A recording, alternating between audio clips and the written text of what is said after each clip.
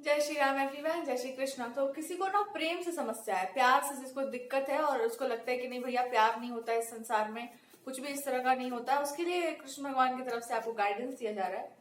ये सब फैंस है, मेरे पास फुल कार्ड है टेम्परेंस।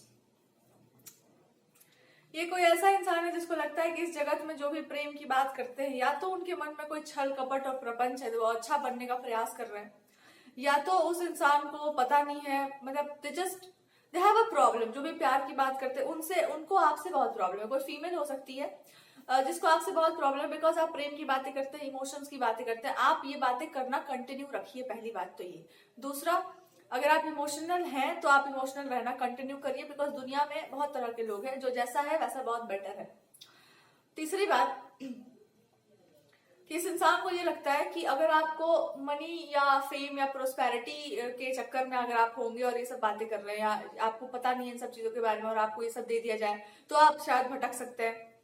अगर आप उससे भी नहीं भटकने वाले हैं तो this person has genuine problems कि आपका कोर बिलीफ सिस्टम क्या है और उसको तोड़ दिया जाए। अगर आपका कोर बिलीफ सिस्टम है कि लव एग्जिस्ट या कुछ इस तरह का होता है, तो वो सारी चीजें आपके सामने क्रिएट करके और उसको ब्रेक कर दिया जाए। अगर उसको ब्रेक कर दिया जाएगा, अगर उसको तोड़ दिया जाएगा, आप भी टूट जाएंगे, आपकी मान्यताएं टूट जाएंगी, आप खत्म हो जाएंगे। But actually God is trying to say कि यही इस इंसान का माइंडसेट है कि आपके बारे में पूरी बातें निकाल लो और उसके बाद फिर आपको वहीं पर आपको ब्रेक करो जहां पर जरूरत हो।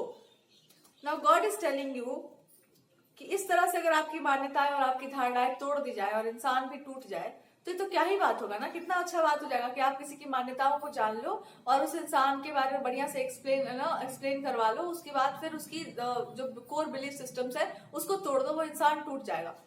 लेकिन अगर वो इंसान कोई शाश्वत सत्य मान रहा हो तो क्या करेंगे? अगर कोई सत्य ऐसा हो जो हमेशा हमेशा के लिए स्थायी है और आप उसको, कोई इंसान उसको मान रहा हो और आप उसको खंडित करना चाहते हो, तब तो आपको भी खंडित होना पड़ेगा, है ना। तो अगर आप खंडित हो रहे हैं, आपका विश्वास खंडित हो रहा है, आप टूट रहे हैं, तो आप भी चिल्लाइएगा मत, बिकॉज आपने छेड़ा ही ऐसी चीज को है। तो भगवान कह रहे हैं कि आपकी जो भी मान्यताएं हैं, या तो आप उसको छुपा कर रखिए या तो आप उसको प्रदर्शित करके रखिए। What is that guidance from God?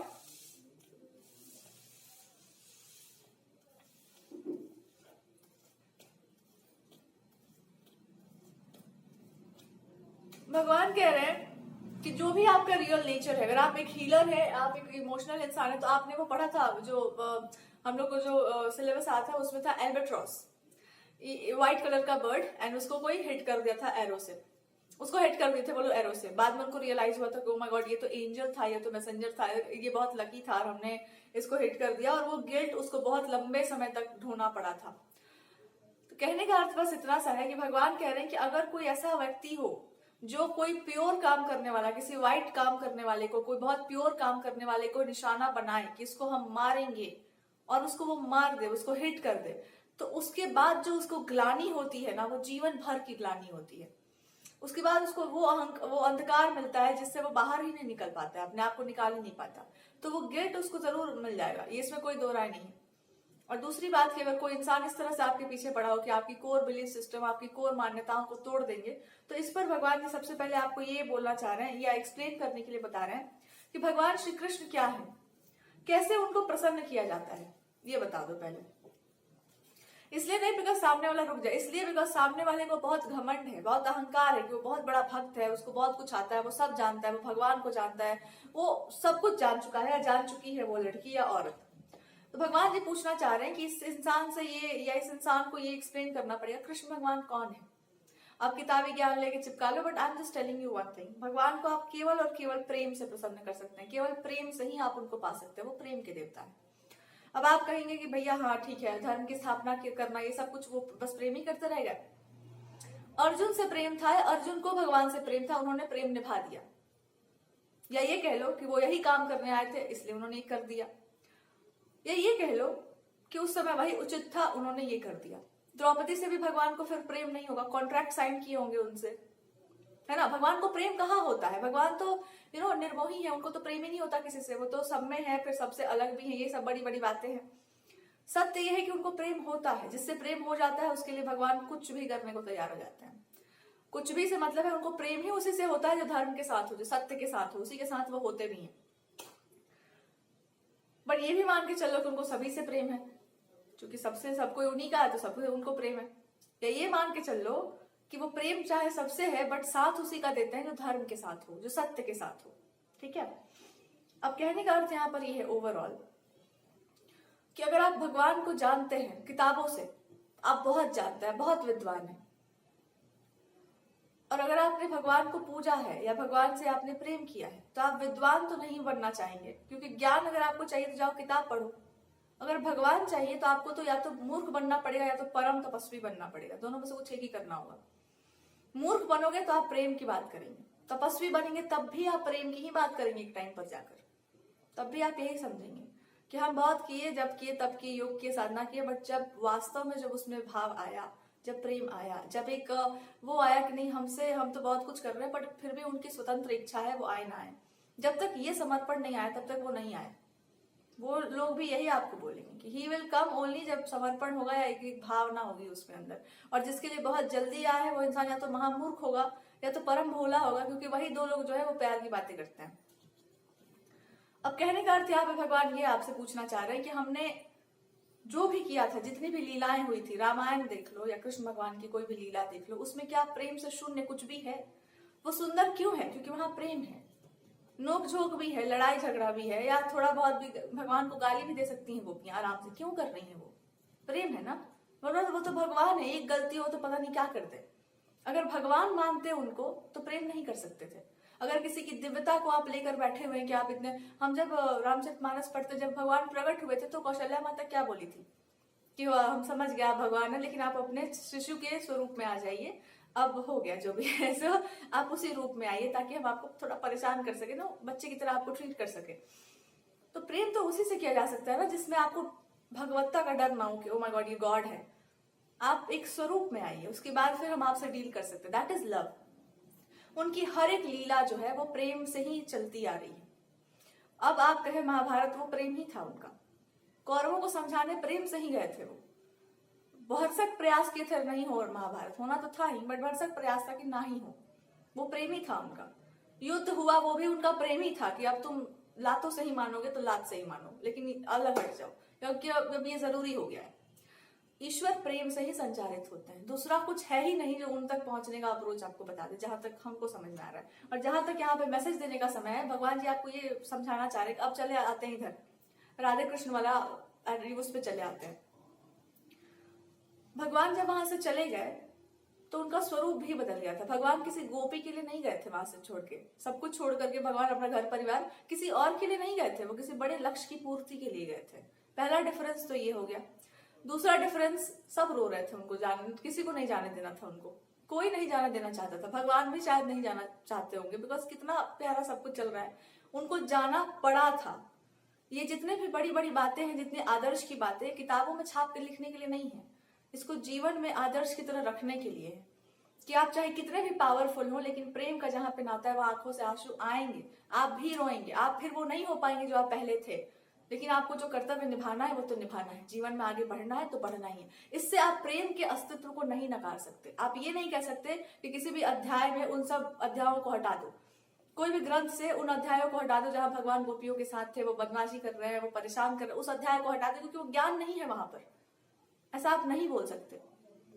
अगर आप राम जी के चरित्र को ही पढ़ते हैं, आप कभी पार नहीं पाएंगे। एक अध्याय में आपको 1000 अलग अलग कहानियां मिल जाएंगी। कभी आप ये नहीं बोल सकते कि आप रामायण पूरा पढ़ लिए। कहाँ से पूरा पढ़ोगे भैया, इतने सारे। अब बचपन में बोलते थे नाना जी को अपने कि हमको सब कुछ बता दीजिए, एक ही दिन में हमको सब सुना दीजिए। तो उन्होंने वो बोलते थे ये हमको कि अनंत है कहानियां उनकी, कोई अंत नहीं है इसका। ये मान के भी चलना कि ये कभी अंत नहीं होगा इसका, और यही सत्य भी है, अंत हो ही नहीं सकता उनकी कहानियों का। राम जी तो इतने सीधे, फिर भी आप नहीं पार पाएंगे कि कहाँ से क्या है, कितना सरल लिंग। आप कभी ये नहीं बोल सकते कि हम सब जान गए, कुछ ना कुछ तो छूटेगा ही छूटेगा, और बहुत अच्छा है कि छूट जाएगा, बहुत बढ़िया है। जितना सुनो उतना कम पड़ जाता है। कहने का अर्थ क्या है यहाँ पर, ओवरऑल वो आपको क्या इंडिकेट कर रहे हैं? राम जी अपना प्रेम निभाए थे, चाहे वो आपसी संबंध का हो, अपने घर परिवार का हो, वो प्रेम ही निभाए थे भगवान। अब दूसरे तरीके से देखो तो भरत जी आए थे जब, तो उनको चले जाना चाहिए था, क्योंकि प्रेम तो यही था ना कि आकर के वो बोल रहे हैं कि चलो भैया चले चलिए चलिए चलिए चलिए चलते हैं। नहीं गए थे भगवान। पहली बात तो ये हो गया कि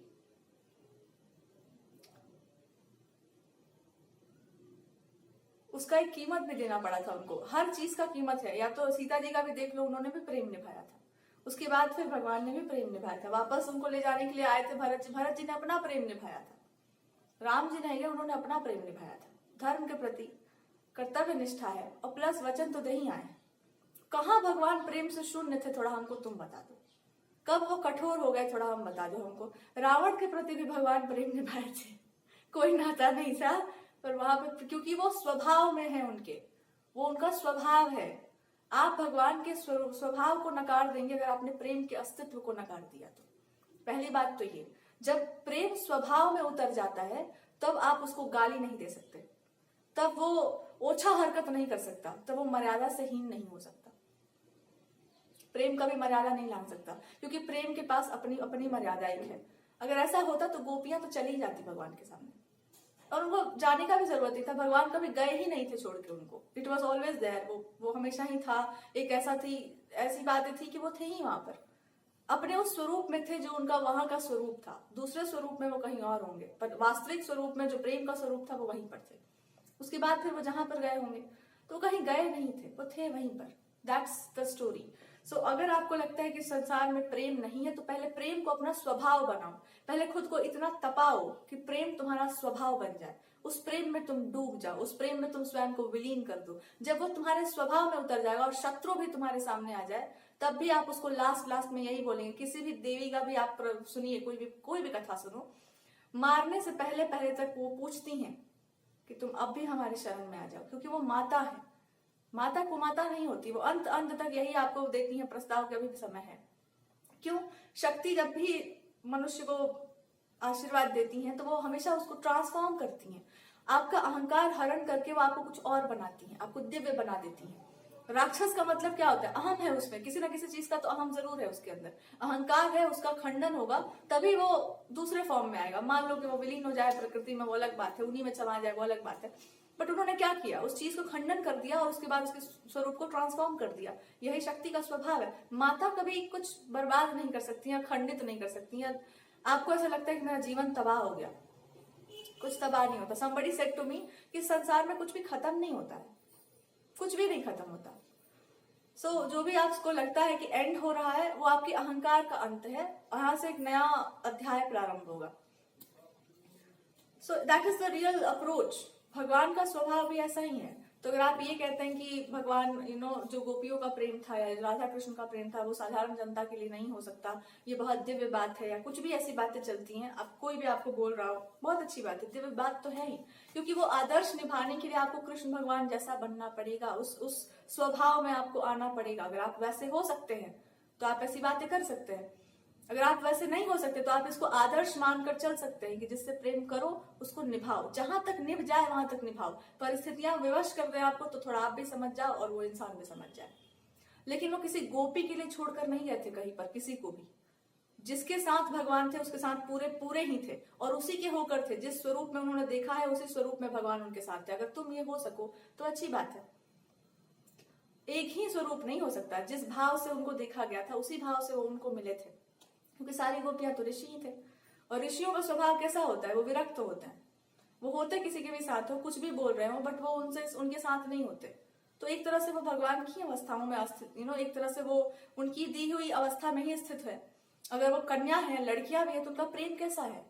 दिव्य प्रेम है। उनका प्रेम एक विरक्ति वाला प्रेम है, एक डिटैच्ड प्रेम है, जहां पर वो अगर रो भी रही है, विलाप भी कर रही है, तो वो उनके प्रेम को ऐसे भिक्षा में मांगने के लिए नहीं विलाप कर रही है। वो एक वियोग की भावना, एक बहुत डीप डाउन एक पेन है, एक ऐसी पीड़ा है जिसके लिए वो रो रही है। वो भिक्षा में नहीं मांग रही है प्रेम। भिक्षा मांगना होता तब तो चली जाती उनके पास।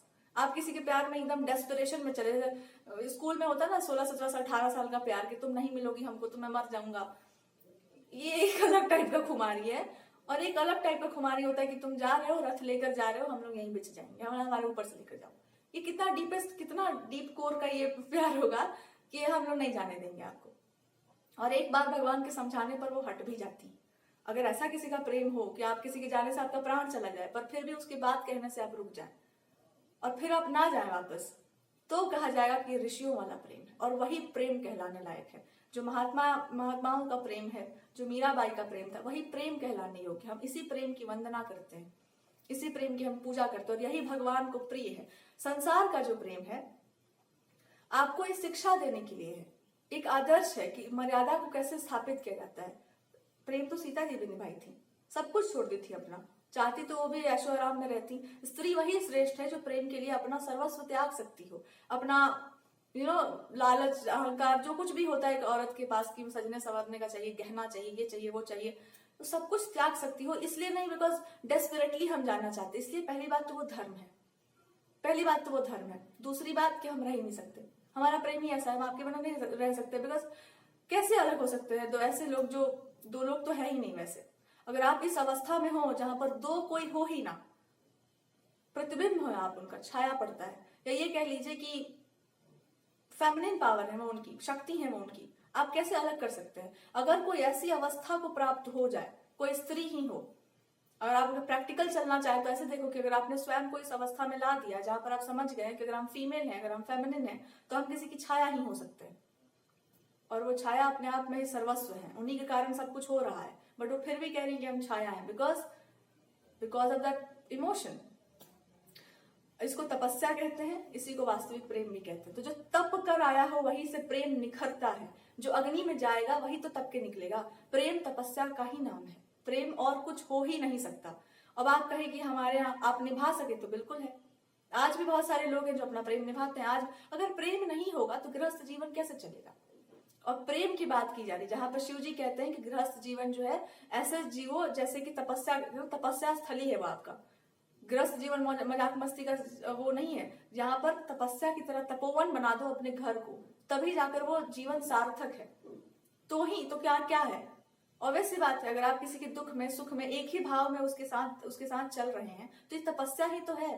मूर्तियों से प्रेम कर लेना थोड़ा आसान काम है, किसी साधारण व्यक्ति के साथ जीवन के कठिनाइयों में उसका साथ देना बड़ा घनघोर तपस्या है। अगर कोई औरत ऐसा तप करती हो, वास्तव में करती हो, मन से, कर्म से, वचन से, तपस्विनी ही कहलाने लायक है। उसमें भी बहुत सारे नियम है, पर ये कहानियों की बातें, ये बातों की बातें नहीं है, ये पढ़ने की बातें नहीं, इसमें होने की बातें हैं। ये पानी के बारे में फॉर्मूला पढ़ने की बात नहीं कि हम बहुत फॉर्मूला जानते हैं, हमसे कोई लग नहीं सकता। मेरे को बहुत पता है, मैंने संस्कृत के सारे श्लोक याद कर लिए, मेरे को कंठस्थ हो चुका है। श्लोक याद करने के लिए नहीं बनाए गए थे, उस अवस्था में जीने के लिए बनाया गया था। उतारो उसको अपने जीवन में, घूट जाओ पानी को, पानी के बारे में पढ़ो मत, उसको पी जाओ, तब मानेंगे कि आपने कुछ प्रेम को जाना है। या तो आप उस अवस्था में आइए तब बात करिए, वरना चुप रहिए और कहिए कि हमने सिर्फ पढ़ा है, हमको पता नहीं। तो भगवान जी आपको बस इतना बोलना चाहते हैं कि भगवान मत बनो। भगवान तब तक ना बनो जब तक कि तुम भगवान की तरफ तपना नहीं जानती हो, तब तक तुम भगवान के बारे में टिप्पणी करने से बचिए, जब तक कि आप प्रेम के तत्व को जानते नहीं, या फिर आप त्याग करना नहीं जानते, या रोना नहीं जानते। किसी के प्रेम में कोई रो रहा हो आपके लिए और आप उसके लिए रो ना पाए, तब तक तो चुप ही रहिए। जब तक इस तरह का हृदय आपका नहीं बने तब तक ना टिप्पणी पास करो, ना जजमेंट पास करो, ना देवता बन जाओ अपने आप को। वो तुम्हारे लिए नहीं बना है, वो कॉन्सेप्ट ही तुम्हारे लिए नहीं बना है।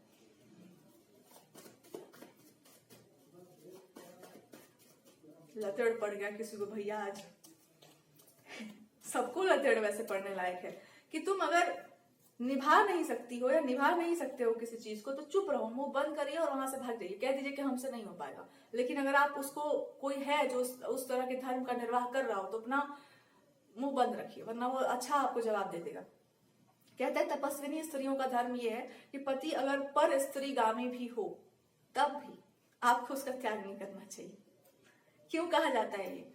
ऐसा इसलिए बोला गया है क्योंकि वो तो भ्रष्ट हो रहा है, मान के चलते हैं कि वो जो भी कर रहा है, वो जो इंसान कर रहा है सो कर रहा है, पर आप अपने धर्म में रहिए। हमारा धर्म कभी दूसरों पर दृष्टि रखने के लिए नहीं कहता, हमारा धर्म हमेशा कहता है तुम अपने रास्ते को सही फॉलो करो। क्योंकि जो व्यक्ति अपने धर्म पर स्थिर है, जो व्यक्ति अपने धर्म को जानता है, उसके लिए ईश्वर आ सकते हैं, उसके लिए चमत्कार किया जा सकता है, उसके लिए देवता प्रकट हो सकते हैं, क्योंकि वो अपना धर्म निभा रहा है।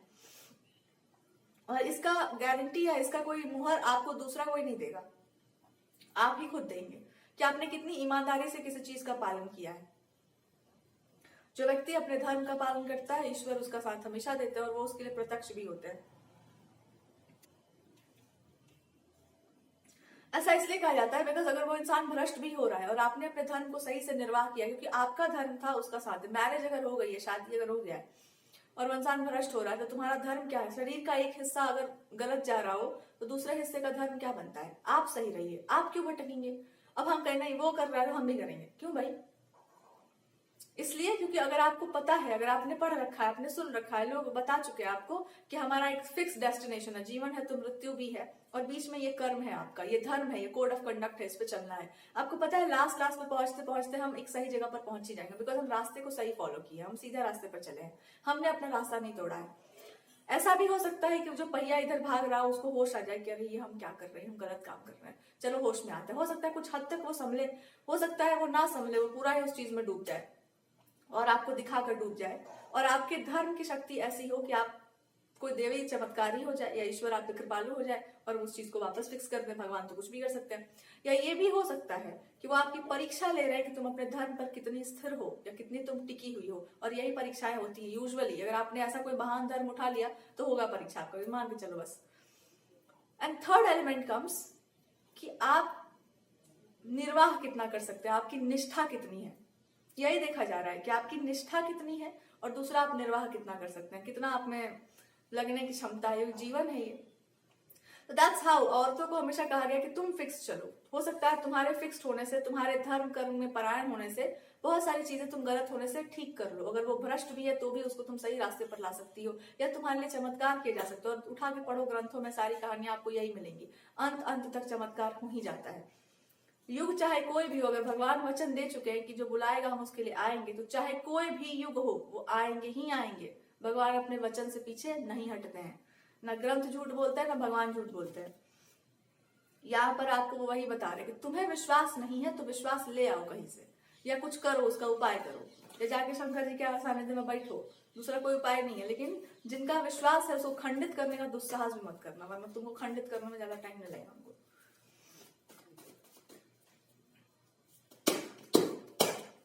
दूसरों को तोड़ते तोड़ते लोग खुद ही टूट जाते हैं, क्योंकि जो शाश्वत सत्य है उसको आप क्या तोड़ेंगे?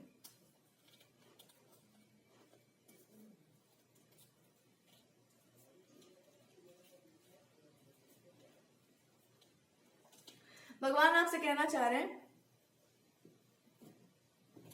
कि ये आपसे कौन कहता है कि स्त्री को जो है धन अर्जित नहीं करना चाहिए, स्त्री को जो है धन नहीं लेकर आना चाहिए अपने जीवन में? बिल्कुल लाना चाहिए, अगर वो लक्ष्मी जी जैसा समर्पित हो।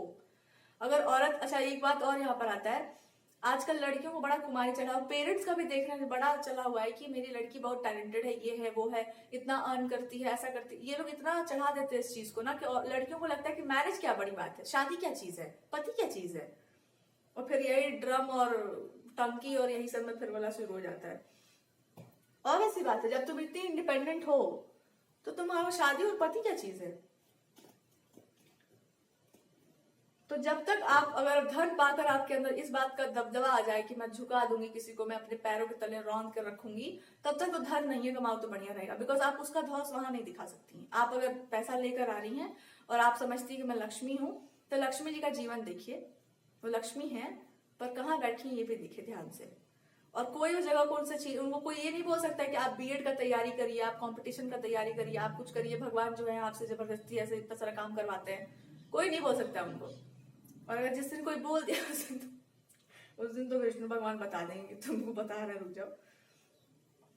क्यों? क्योंकि वो स्व इच्छा है, वो उनका ही स्वरूप है, ऐसा है कि बस ये है, it's nature of the divine feminine, ये उनका नेचर है, बाय नेचर वो ऐसी है। और वो समर्पण है, हमको कुछ नहीं चाहिए, चरण दे दीजिए प्रभु, तो तुम सब कुछ हो जाओ, तुम्हारे सारे गुण तुम्हारे अंदर आ जाए, पर फिर भी तुम्हारा प्रेम है, समर्पण कहीं ऐसा हो कि एक जगह पर टिका हो। लोग कहते हैं कि आपके पति छलिया है, चोर है, झूठ बोलते हैं, ठीक है कोई बात नहीं ठीक है कोई बात नहीं, क्या करेंगे अब। लेकिन लक्ष्मी जी को कोई भड़का के दिखाए तो वो बोले कुछ बकवास, क्योंकि वो अवस्था है उनकी, वो स्टेट ऑफ बीइंग है उनका। तो अगर धन ही अर्जित करना है तो धन को बैलेंस, अगर उस अहंकार को अगर आप बैलेंस कर पाए, अगर आपने उसको धर्म के प्रति समर्पित नहीं किया, अगर आप धर्मशील नहीं बने, अगर आपके जीवन में धर्म नहीं उतरा, तो आपके अंदर एक अहंकार आएगा, एक अग्नि, एक अलग टाइप का ओज आएगा कि ओ माय गॉड मैं ये हूं, मैं वो हूं। उसको बैलेंस करना पड़ेगा डिसिप्लिन से, उसको बैलेंस करना पड़ेगा धर्मशील बनकर, धर्म का आचरण करके उस पर चलना पड़ेगा। आप ऐसे डंका पीट के नहीं चिल्ला सकती हैं कि मेरे पास बहुत पैसा है मेरे सामने झुक जाओ, पैसा अलग बात है, तुम्हारे लिए पैसा है ना, झुक क्यों जाओ भाई, काहे के लिए झुक जाओ तुम्हारे सामने, क्या करेंगे तुम्हारे सामने झुक करके। तो झुकने और झुकाने का कॉन्सेप्ट इंडिया में नहीं था। धन कमाओ, लक्ष्मी जी खुद बन जाओ, इतना समर्पित हो जाओ, इतनी धर्मशील हो जाओ, इतनी टैलेंटेड हो जाओ,